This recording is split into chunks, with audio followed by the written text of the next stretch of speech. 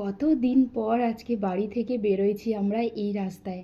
আগে তো ঘন ঘনই আসা হইতো, তবে এই প্রায় 2 মাস ধরে গাজলডোবা যাওয়া হচ্ছে না।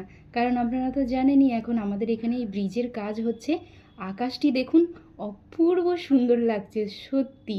এই খোলা আকাশের নিচে আজকে এত এত ভালো লাগছে।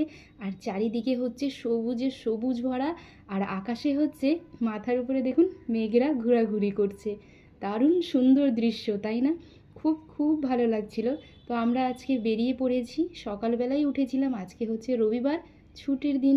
আর ছুটির দিন মানেই হচ্ছে ভালো ভালো খাওয়া দাওয়া আর হচ্ছে ঘুরতে যাওয়া। তো আমরাও সকালবেলা উঠে পড়েছিলাম, আর সকালবেলা হচ্ছে দুপুরে রান্না সমস্ত করে নিয়েছিলাম। আজকে হচ্ছে রান্না বেশি ঝামেলা করিনি। ভাত, ডাল, তারপরে হচ্ছে ডিম আলুর কষা, পাঁপড় ভাজা, এগুলোই ছিল। খাওয়া দাওয়া সেরে নিয়ে আমরা বেরিয়ে পড়েছি 2:30টার দিকে। আর বাইরে এত পরিমাণে রৌদ্র ছিল, কিন্তু আমরা ভাবছিলাম যে এইখানে এসে একটু হয়তো ঠান্ডা ভাবটা থাকবে, কিন্তু না।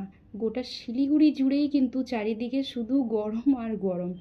আর এত পরিমাণে রৌদ্র হচ্ছে যে আমরা চলে এসেছি একটু এই সাইডে বসবো বলে।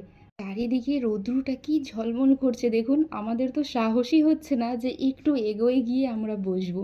আর ও হচ্ছে একদম ক্লান্ত হয়ে গেছে, ব্যাগে করে জলও নিয়ে এসেছি। তো ভাবছি এখানে কিছুক্ষণ রেস্ট নেব।